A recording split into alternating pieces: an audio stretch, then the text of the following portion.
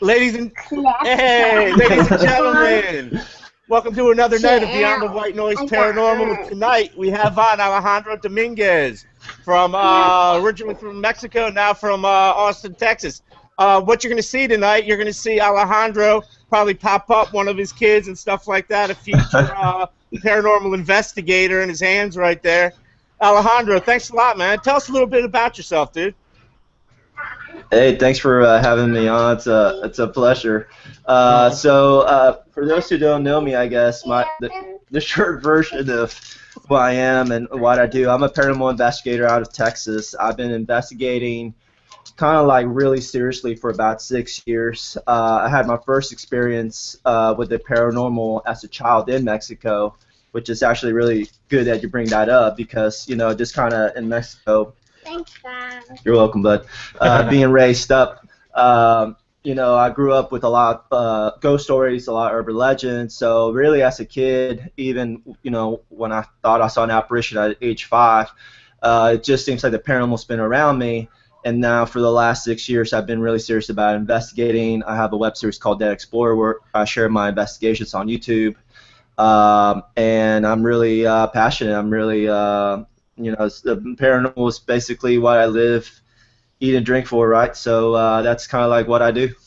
Oh, do you know what? You do such a good job that it actually drew my attention. What I do on a regular basis is I get a lot of time, not with work, because work seems to take every inch of my life away from me, but I get time on bus commutes, on my lunch and work, when I come home from work, and I just go on YouTube and I just peruse and look at what's going on, and I have spotted every single one of your videos and every single search I've ever done involving the paranormal.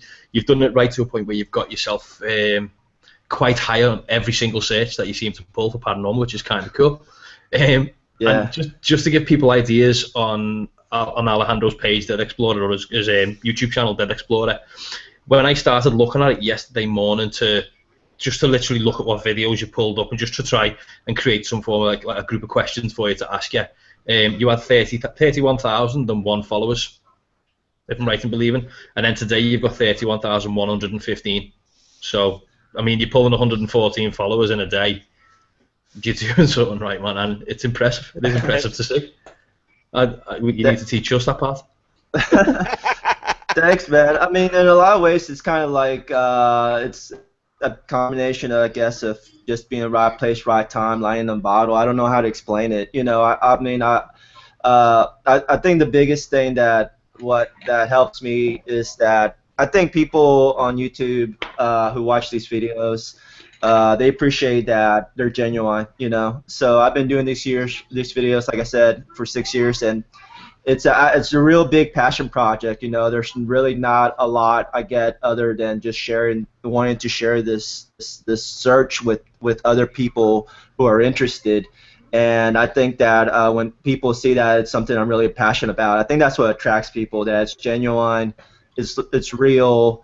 I do it because it's something I'm passionate about, and I think that goes a long way. And luckily, people seem to like it. So you know, I can't explain it. It's a little surreal that many people like it, but I'm really kind of you know, just humbled and really grateful for the fact that many people do like what I do. I think what's interesting too is the fact you were bringing up the fact that you were born in Mexico. I find that to be a country that, in a sense, is very spiritual. And I'm not talking religion. I know it's religious, you know, Catholicism and well, you know, all that. But just spiritual-wise, there's something like everything from Day of the Dead, you know, Day of the Dead. Let's say the Island of the Dolls. Yeah, exactly. You know? Yeah. There's an alternative. There is an alternative way that Mexico seems to look at death. It's treated more respectfully than some other places treat death. To be fair. So I mean, it cannot be bad. It is definitely ammo towards what you do. It's good ammunition for what you're doing. I'll give you that.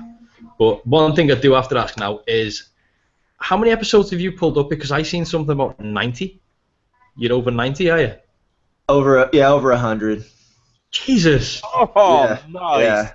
I got to the point I actually stopped numbering them. Yeah, over 100 videos. Do over you know what? 100 paranormal investigation videos. I couldn't even tell you right now. I couldn't tell you to the nearest 10 how many episodes of this we've done. I've lost count. We just keep going. I every once in a Yeah. while I try and count. I try to put them into seasons, and then it just sort of They just do their own thing and shoot off in all directions. it just happens. But no, my God. So you're the same as us now. You're getting to a point where numbering's just become one of them things. Yeah, I used to number them. I don't really. I guess I just did because I thought it'd be easier for people to keep up with them. You know, like maybe if somebody saw episode 25, then they wanted to see episode 26 right after. Yeah. But then it got to the point I'm like, I just personal choice. I was like, I don't even want to put numbers in the post no more. So It's I just just getting stopped. complicated. I don't blame you. It's horrible trying to keep a tag. That's the worst part I've found. Now you collaborate with your videos. You collaborate with a lot of other groups. You've dealt with a lot of groups in the past. I've seen you at Waverly Hills, for instance, and you went with another group at Waverly Hills. Now, how do you find that? You know, when you go to another group and you say like, or another group invites you along, do you have the like? How can I put it? Is it a nerve-wracking thing to do to go and just to inject yourself with these groups? I just try to be really flexible. Yeah, I have investigated with several groups, at least a couple dozen, and either groups or freelance investigators. And everybody's different. Everybody's got their own approach. I got my own approach. Yeah. And I just try to be flexible. I don't try to rain on anybody's parade. I don't try to tell people what to do or not to do, especially if I'm on their investigation. I try to mind my P's and Q's and just go along with the flow. And sometimes I'll see people doing techniques or methods that either I might not try myself, but I mean I don't think there's anything wrong with that. I think investigating is all about personal choice. If there was a right way or 100% best way to investigate, we'd all be capturing evidence. Yeah. Our job would be done. We would have that proof. So since we don't have that proof, then it's logically you can say that nobody has the right way to do it. So I just try to be flexible and just go along. And I think the biggest thing sometimes might be personalities might not match, and you don't know that until you go out with somebody. But it's all good, you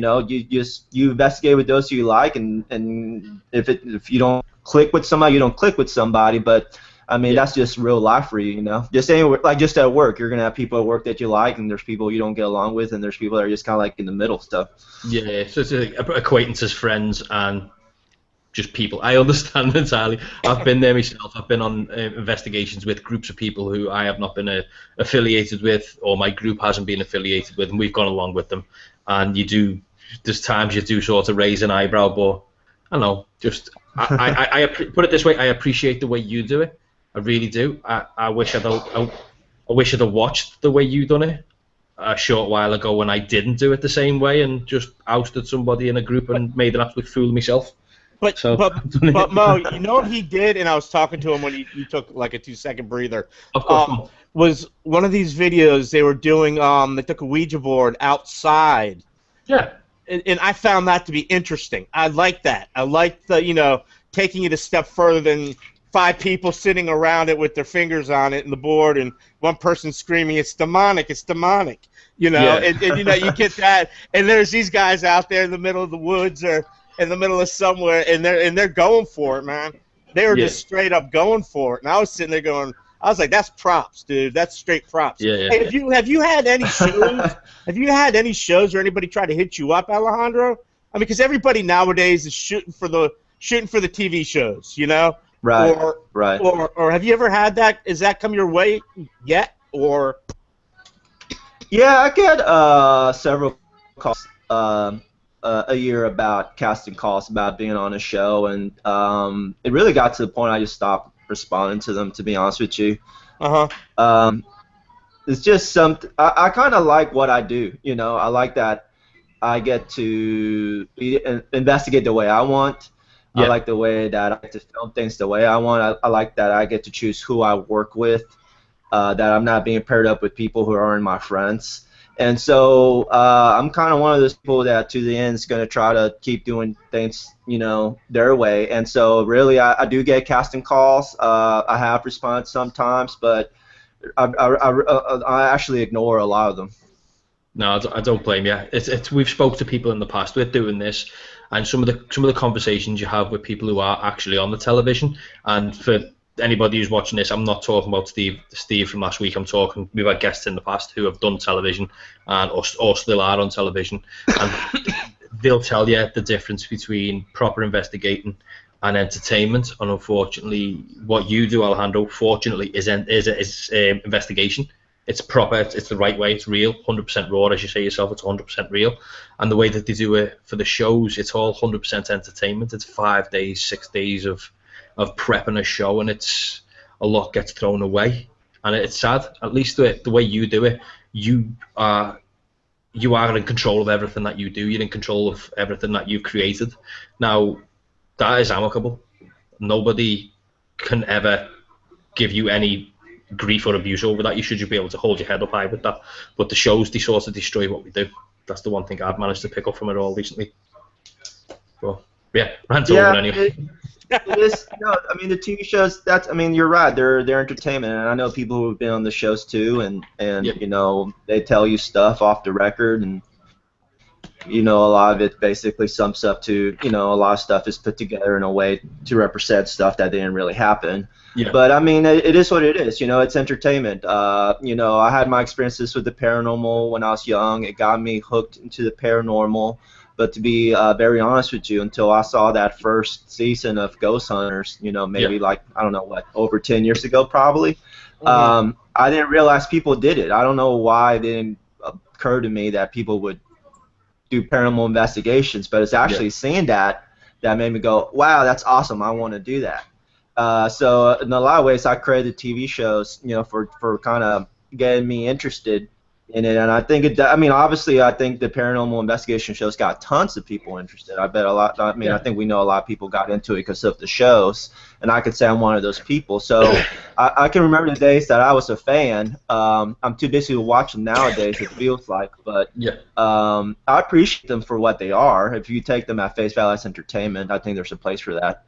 Yeah, no, I'll agree with you on that. There's everybody, regardless to who they are in this field, if they say they don't, they lie. But everybody has a show that they either watched or were interested in or are still interested in. There's, I could name one or two that I still don't care. Don't do it. No, Ghosts of Shepherdstown. The only show I will watch now is the one that Nick Groff won. I like it because it's 45 minutes from my house, 50 minutes from my house at most. And I got to get out there to see, you know. I mean, my brother's been there. He goes, dude, you've never been to Shepherdstown, West Virginia? I go, the only time I go to West Virginia was to party with you in Morgantown when you were playing in a band down there. It's the only time I had ever gone into West Virginia, you know, and for other purposes too. But aside from that, I mean, I think a lot of things now with I think the shows tend to do more damage in the field than they do help. And the only reason I'm saying that, I like some shows, and I'm still watching some shows, but I know the fact it's TV. But these other people will go out and, you know, they'll go out and do every little thing they see on TV. For example, with the, what's it called? I can't even think right now. I've been working all day. You know, you do what's the spit? Dude, what's it called? I'm having a brain fart. Scrying? Not scrying, not looking in the mirror or the water, but using the. Never mind. Aside from that, man, I just had a total brain fart. I apologize. I've been having them all day today, man. I do it, and that's it. Yeah. But the pendulum, that's it. You know, and you know it's the idiomotor skills at work. Yeah. You know. But hang on a sec. Sorry, Lynette. Thanks for letting us know that it's pendulum in the chat room. At least somebody is paying attention to what the hell. That's why I'm marrying her. Back to why I'm marrying her. Because she answers your questions for you. And she knows the word impotent versus impotent. Oh, let's not go there, man. It's a disaster waiting to happen. But no, Kate, I do agree with you. I do agree. The shows. Everybody watches the shows to get into this. Well, I say everybody. People watch the shows. The shows are a very good teaching tool to get you to where you need to be. But there is a time where sometimes you realise that maybe the shows don't help us out as much as people seem to think. they show us brilliant locations. It doesn't mean that the locations are ever always going to be available to us. Some of them are very expensive to get hold of. But no, I'll give you that. Now, just to move on from obviously the shows. Oh no, we can't move on from the shows because somebody's put it in the chat room. Is there any shows or people that you follow as a fan? Oh, I'd say, you know, one of my favorite shows was always Destination Truth. I liked how it combined travel and urban legend and ghost hunting. So it had a little bit of everything. Yeah, Josh Gates. Josh Gates, yeah. Yeah, and then in the very beginning, the very few early seasons of Ghost Hunters was one of my favorite shows. You know, nowadays, basically, probably the other people I see are on YouTube more than on TV. You know, I like Hyper Strong on from Chicago. Their videos are pretty legit. I see a lot of. There's a group called Anything Strange out of Florida. They don't have like any subscribers, but their videos are amazing. Yeah. You know, so I'm really So I like some of the old. I'm really into the old school shows as far as ghost hunting goes. Yeah. Went back in the time before, and now I agree with you. It's back in the time before it gets diluted by season 10 or season 11 or season 12 of what they do, where they just start dragging in the best of the equipment they can and £30,000 FLIR cameras that we're never going to be able to afford. You'll look at it and think, I could never do that. But when you look at the first few seasons of Ghost Hunters, they were actually using Sony night shots that you knew for a fact were bought from Best Buy. They were using proper equipment that was not out of our range to buy. I'll give it that, man. I'll give it that. Now, one thing I do notice, and I noticed this from a more video editing standpoint, a lot of your videos are very cleverly edited. They're cleverly made. They're really well done. Now, thanks. No, it's the truth. Don't worry. But what I want to say is, have you got a video editing background to say you can make these the way they are? Self-taught. Well played. 100%. Well played. I'm watching the videos. But I'll say this. So my video making history started when I was like in junior high. So you know, around 12 or 13, my friends and I would make videos with old camcorders. Cool. And we would make parodies of movies. So we would make parodies of Star Trek and you know, we would, whatever movie was popular. We made a movie called Sleeping with an Enema, which was a parody of Sleeping with an Enemy. Awesome. Epic. And so we would make these videos to show them at school, and you know, this is like before YouTube was ever around. So I was kind of basically making YouTube videos before YouTube existed. Yeah. And then when YouTube came out, I just knew something I really wanted to get passionate about. As far as the videos themselves, if you go back, you know, 100 episodes compared to what's stuff now, it's the experience, the travel, teaching myself. That's really like, you know, 5 years I've been able to improve, and I'm really proud of that. I kind of am proud of the artistic part of putting the videos together. There's something about that I also find very fulfilling. Obviously, if I was making movies as a 12-year-old, but you know, it's a passion. It's a combination of two passions. But to me, the medium of putting these videos together is a way for me to represent the investigations in a way that I'm proud of, and so you know, I think they complement each other very well, and it gives an ability to show, like you said, these videos are supposed to be a representation of real ghost hunting. So I take that part of however I put the videos together, that's always going to be the #1 priority. Yeah, and for people who are watching this, and please don't think I'm just trying to blow smoke up your backside with this. For people who are watching this, and people who listen to it as the podcast, I'm not joking when I say it. I'm not saying just because he's a guest that his videos are good. No, his videos are good. They would rival any show that you can watch on television without a doubt. I'm sorry, Mo. Go ahead. It's all right. I was very, very surprised because normally, and again, I've seen this in the past with YouTube, you look at people's videos and you'll see 3 or 4 amazing videos, and then you'll see them slowly, they lose love for them. But with Alejandro's videos, you have not lost love with them. You've made them to follow exactly the same format. And I think that's amazing. It's a true testament to them. They're clean, they're crisp, and they're very well done. And there's no string, no fakery. Just None. saying, just saying. No. None. So, anyone got a problem with that? Go and see Kurt, not me, Kurt. Oh no, most Okay. taught me how to do it. That's the problem. But How to no, make my You know, it's one of the content.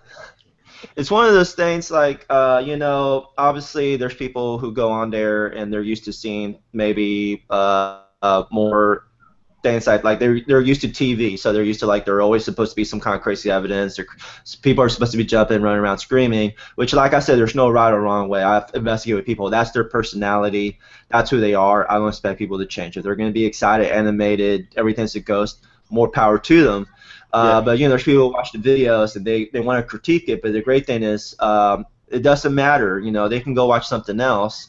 But there's enough people with YouTube around the world that you're going to find like people like you guys and me that appreciate what real paranormal investigating looks like. So that's what I love about it. And I guess, you know, I think one of the things that happens is that sometimes people get discouraged that people don't watch the videos. I think the thing that's helped me go for 5 years, and then the very beginning, honestly, people they didn't watch the videos, is that I did because I wanted to, because I love it. And what's going to fall into place was going to fall into place. But 30,000 subscribers, 500 subscribers, I was going to do the videos no matter what. Yeah. And that's the only way you can do something like this for 6 years and over 100 videos. You gotta love it. If you have other motives, if your motives is to get famous quick, to get discovered by a TV show, and if those are your motives, you're gonna get discouraged because that's not what's gonna happen, right? Yeah. But if your motive is because you love it, it's easy to do. No, of course. I mean, if you're in it for the wrong reasons, you become what's best known as a flash in the pan.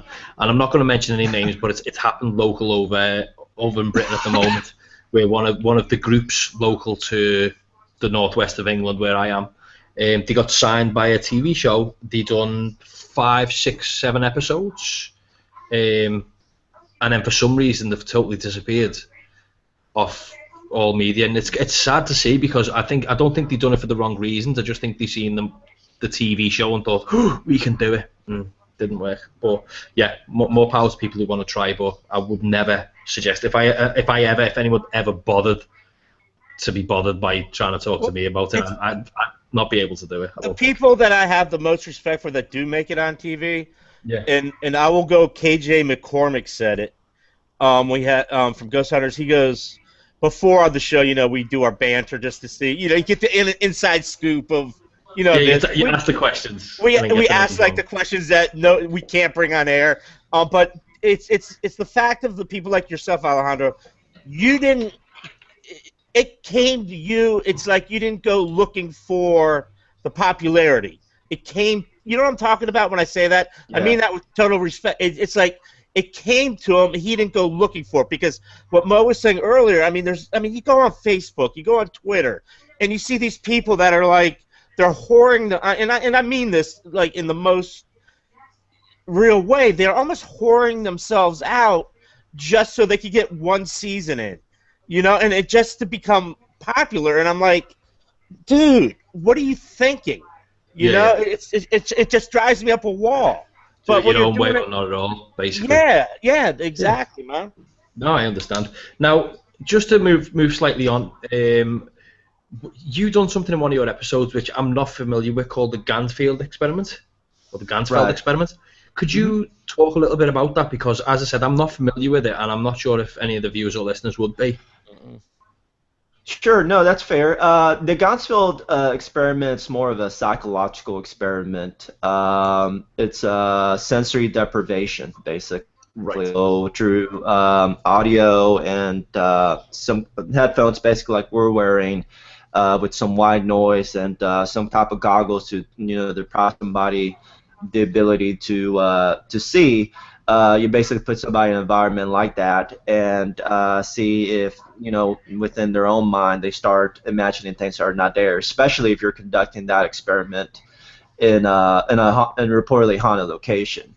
So, you know, it's kind of like a good test to see what, you know, I think a really kind of big picture is that when it comes to the paranormal, a lot of it's just, you know, I think 90% of it is in people's heads. I think, you know, 1 in 10, 1 20 investigations, you get something really legit. But a lot of it, I think, is just a result of people's, wanting to find things, and so they find things that aren't there. Yeah. So it's very interesting to kind of create this experiment just to see how far somebody's mind will go if you suggested to them that they're in a haunted location about the things that are happening to them, if they can't see and they can't hear, but they know they're inside a haunted room. So that's why we did that experiment. Would it prove, bar none, that there's ghosts? No, it's not exactly an experiment that goes along that line, but it's an experiment that does kind of test people's imagination and what kind of effect it has on what they experience. Now, how was the outcome to that when you guys done it? Well, we did it with two people. One of them claimed that she felt something grab and twist the bracelet on her hand. It made her jump. If you watch the video, she jumps the moment she thinks it happens. And then the other gentleman reported footsteps and feeling like something was walking around him.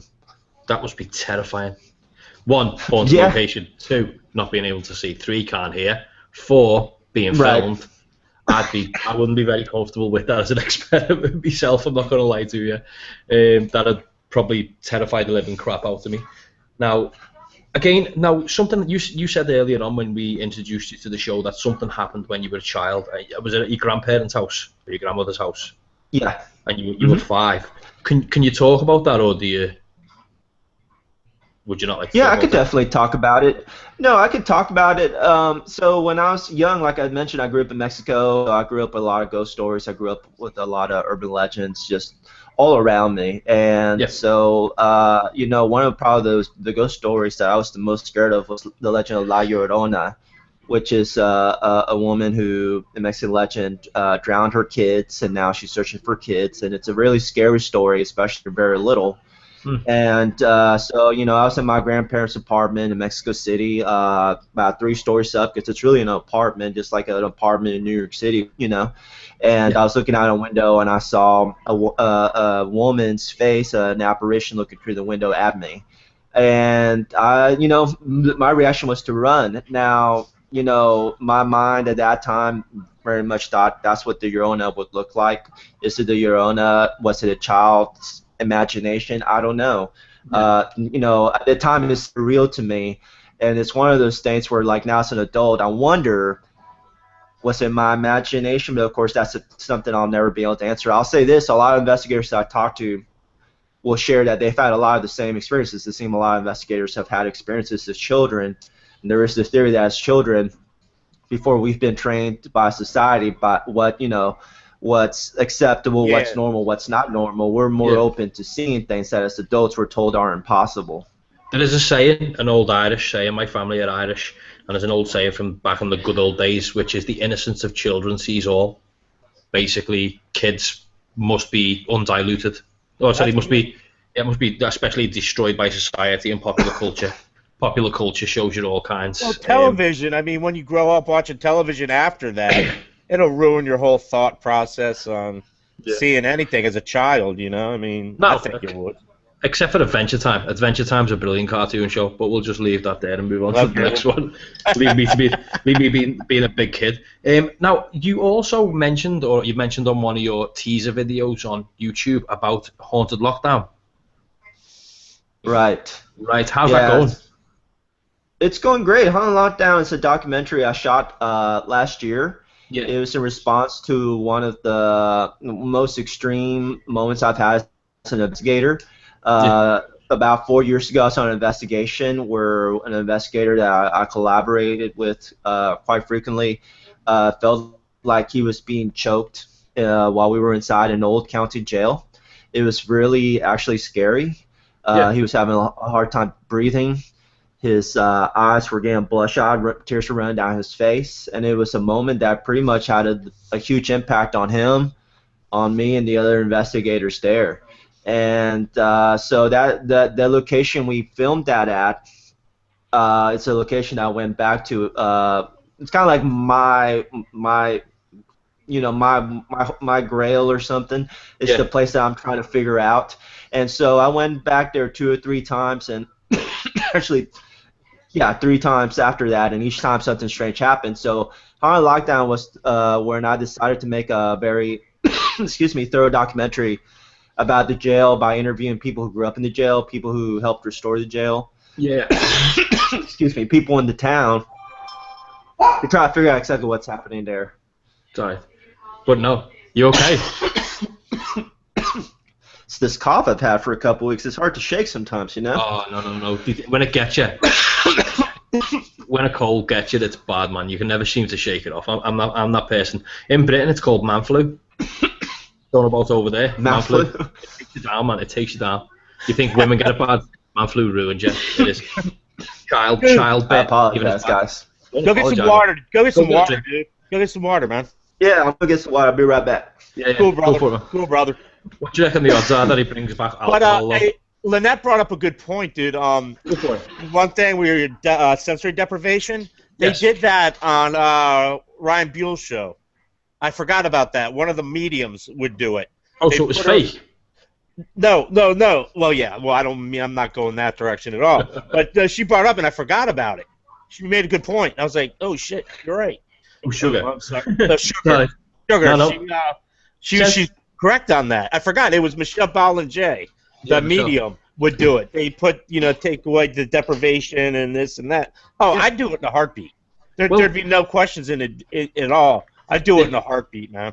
I somehow don't believe you would, Kate. I just think you're a bit of a flower when it comes to stuff like that. Oh, you wouldn't hear me screaming, dude. You wouldn't hear me screaming. Yeah. I reckon I would. We're talking about sensory deprivation, and I was accused of being one to scream. I tell you, Alejandro, I wouldn't be screaming. It'd be Mo. It'd be Mo. Kate, it's your fault for being locked in a box as a child. I'd be too worried. Right, so Alejandro, now let's go a little bit towards equipment. Now, I do know a lot of investigators, they do like to stick to either the spiritual or the scientific or the technology side. Everyone's got a different opinion and a different approach. Now, where equipment's concerned, you have got quite a hefty amount of accumulation of equipment, if I'm right in believing from what I've seen. You've got like a Connect or Next Cam, if I'm right in believing?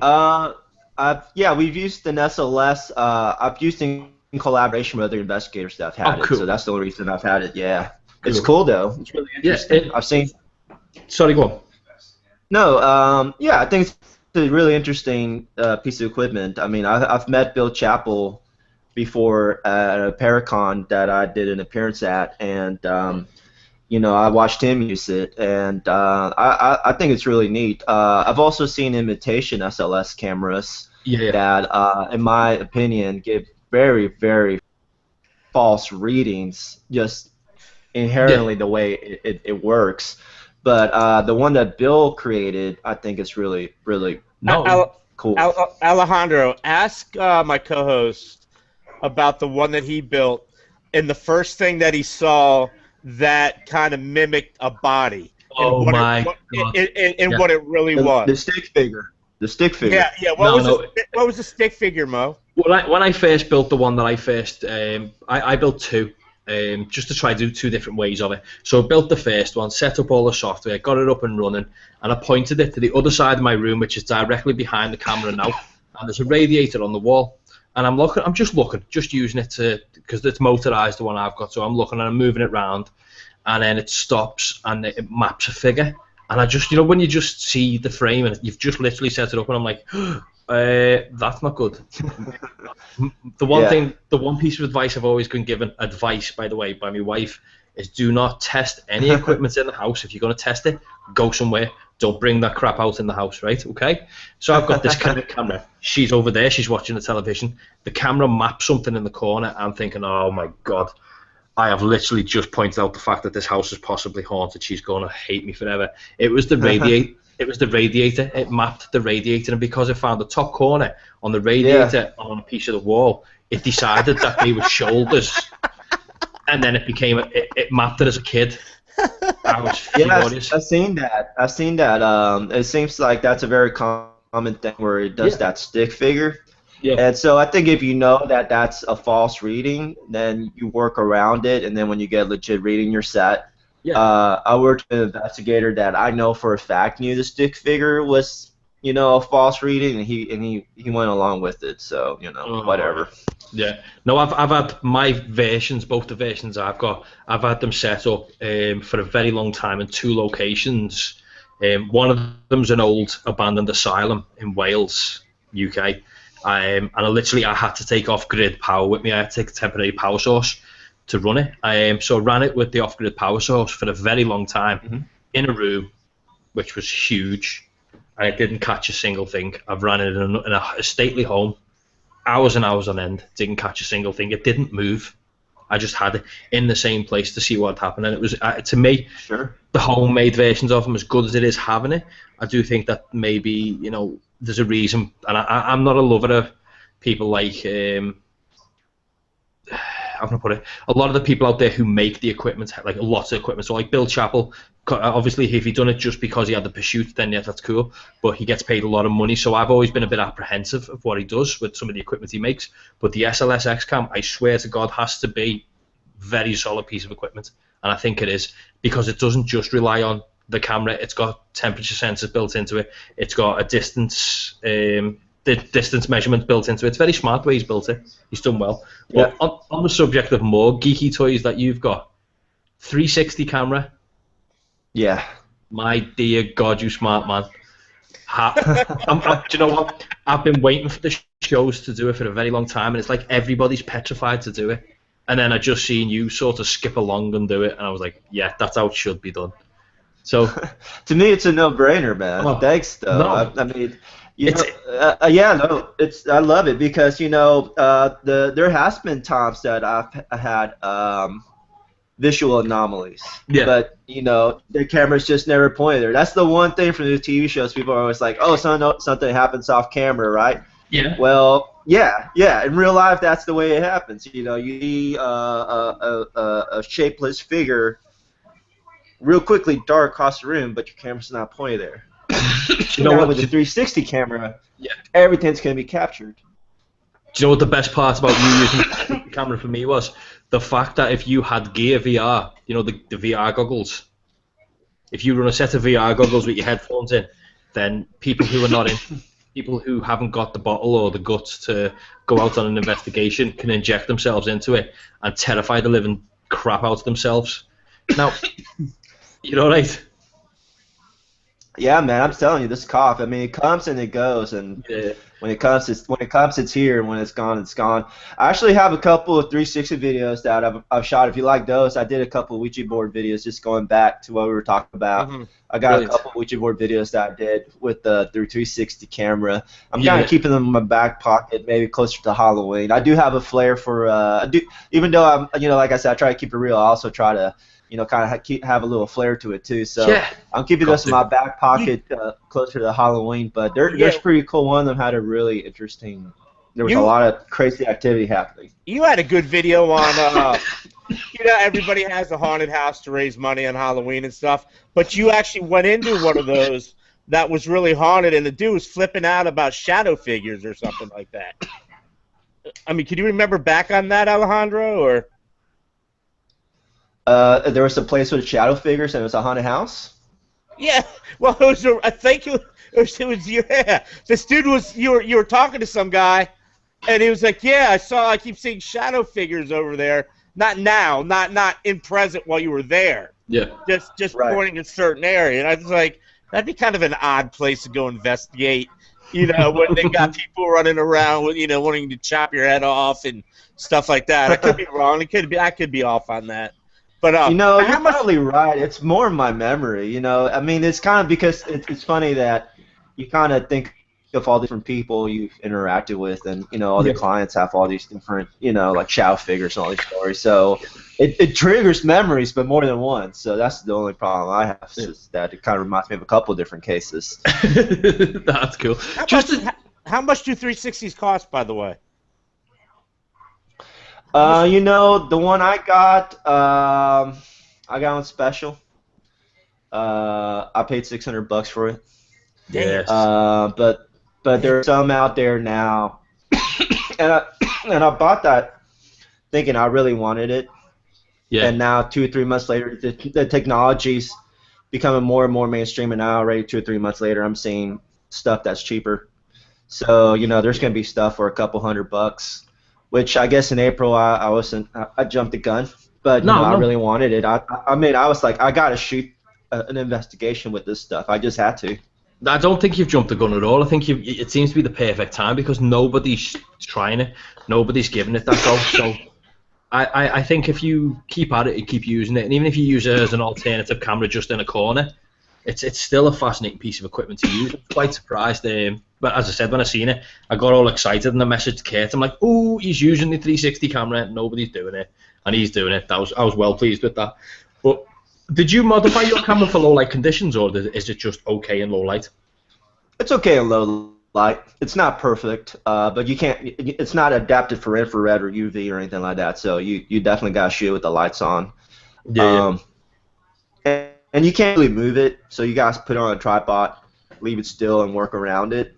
So there's going to be certain conditions that's not ideal, but a lot of it's trial and error. I mean, there's no viewfinder on it, unless you want to pull up a viewfinder on your phone that connects to the camera via Wi-Fi. Yeah. And then via your phone, you can see what the camera is seeing.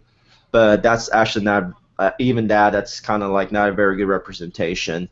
Yeah. Because the camera will do adjustments once it starts recording, like auto white balance, autofocus, and stuff like that. Yeah. So you just kind of shoot in the dark, but it's something that it doesn't hurt. If you're going to be in a location for 6 hours, it doesn't hurt for like one session or 2 sessions of it to bust out a 360 camera and see what you can capture. Hell yeah. The worst part that I would find, though, is if you ever decide to go and do a review on the footage that you get on a 360 camera, I would hate to be that person having to review that footage because you're having to review it from every bloody angle. It'd be brilliant to do, but between that, if you ran that and a Zoom voice recorder together, one of the proper stereo voice recorders, you could scare the living crap out of people. I'd love to do that. You'd have some fun with that. Yeah. No, we definitely used to Zoom on it because you're just going to be relying on the built-in microphones and these little cameras, and they're basically the size of GoPros. Yeah. And then just as far as reviewing, but once you actually put the video together, it does look like a long panoramic video shot until you render the file. So you actually can just look at it 2D while you're reviewing and still see everything. Yeah. Just gonna maps it out real flat. I can imagine that'd be really frustrating, though. To be fair, having to render that'd be horrible, man. But no, it takes a while to render it. Yeah, for sure. It'd be a huge file. As I said, it must be a massive file. But I mean, it is. At least you give it a go, man. Now, back to audio equipment that you use. Some of the audio equipment you use, I've seen. You've used you got a few different types of voice recorder, and you use Zoom audio as well. How many recorders and that do you actually go out with? Well, we got the Zoom H4n.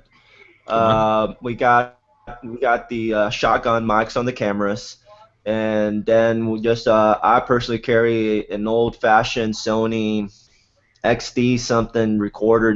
It's old school. It doesn't have a USB port. It doesn't have anything. It's just old school. I mean, it is digital. You don't have to tape in or nothing like maybe like 10, 15 years ago, but it's cheap. I found it open box. I went to Best Buy and it was on sale. Somebody had returned it. It was an open box package I got for $20, and somebody else's open box return is now my recorder of choice. And I'm really happy with it. It's got some cool stuff.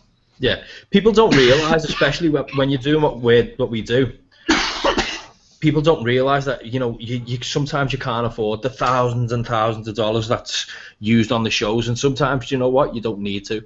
Olympus voice recorders, I swear by Olympus recorders. I've got Zoom recorders, and Tascam. I go Tascam. I'm a Tascam. No, I've got as I said, I've got a range of recorders. I'm one of those people. I buy audio recorders and cameras like I don't know what, and then use one of each like an idiot. And you don't need to. Eugene Vasquez has just put in the chat room, Tascam DR05. Eugene, legendary shout. That is one brilliant piece of equipment. It's actually got an external mic in that I didn't realise. And the company I work with have especially ordered one for somebody. And we got that imported through. And I had a look at it on Thursday. And then decided on Thursday night that I'm getting one. Or at least cool. I've got to do it. It's another one to add to the collection. But you don't realise that sometimes you just accumulate all these pieces of equipment, but you always go back to the one that you buy, the cheap and cheerful one that you buy. It always works. My Zoom recorder is about as useful as a chocolate fire guard on any investigation.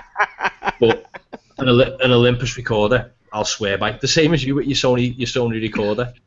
It's not exactly, I can guarantee yours is probably the same as mine. It's never, ever, ever going to be able to be used in studio recording, but you know what? It works perfect in the field. I love it for that. But yeah, Tascam, Eugene, you've rubbed it in now, of course. Now I'm going to have to buy one now. Hate you. But no, well played on that. Now, there's one other thing I do want to talk about, which is one of the videos that you've done called The Dollhouse. An investigation at the Dollhouse. Do you remember that? The Dollhouse. Yeah, I think the one with the dolls in the attic. Yeah, man. Okay. My God, what can you tell me about that place?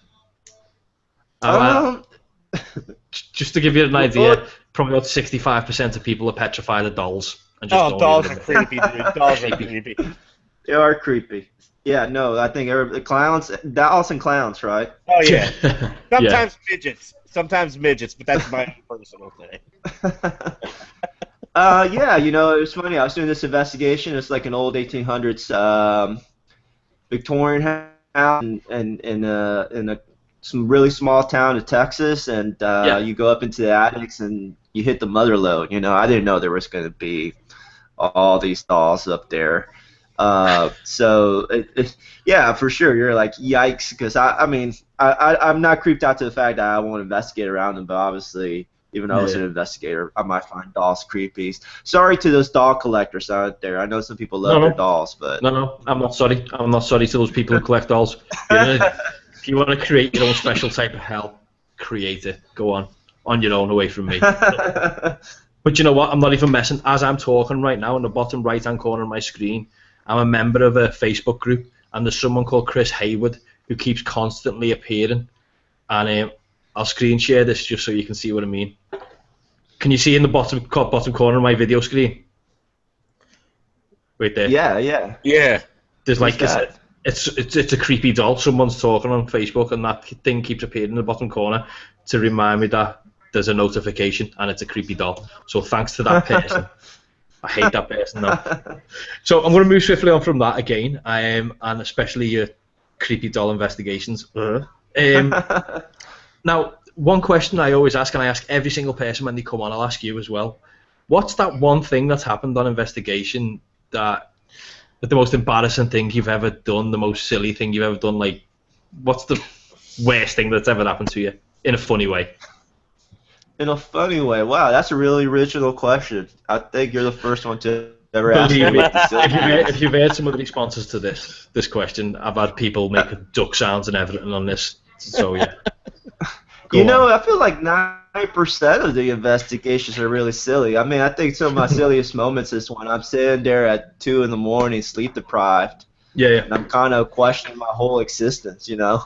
Like, why do I talk in the dark to people who aren't there again? Why do I do this one? I've had that happen quite a few times. You know, we just try to have fun with it, you know. You know, every once in a while something will happen. Someone will sneak up on you. You freak out more than you thought you would. You jump back, and everybody gets a laugh out of it or something. But you know, I think it's always a little fun. You know, you know, one time I was investigating with a buddy out in some woods in North Carolina, and the dude fell off a log into a river. I don't know if that counts. That was kind of funny to me. It wasn't me, but it was funny. I'm happy with funny. That'll do me, man, though. I've seen and heard some really, really weird things that people have done on investigations in the past. There's a gentleman we had on a while back called Kieran O'Keefe, and he's a parapsychologist, British parapsychologist. He's a funny guy. And one of the things I asked him, I said, well, what's the funniest thing you've done on an investigation? And he went, at the end of every interview I do, because he was on the UK's version of Most Haunted. He went, at the end of every interview that I have, they ask me questions about rare animals that are around, and I just start making animals up, and like I'm making up names of weird ducks, and then making duck calling sounds and all that, and they record them doing it. And you know what? As people goes, he's very straightforward and all that, and the next minute he's making the noise of this special duck that he creates on the show, and I'm like, dude, you're mental. The hell, crazy. He was mental, dude. He was truly mental, man. No, he was special. He was special. So now, as I said before, or as you said before, sorry, you're over 100 shows that you've got up now. So you're over 100 episodes up. You're 31,000 views in with 3.2 million. Or where are we? Like 3.6 million views. 3.6 million. That's like a small country worth of views on your channel.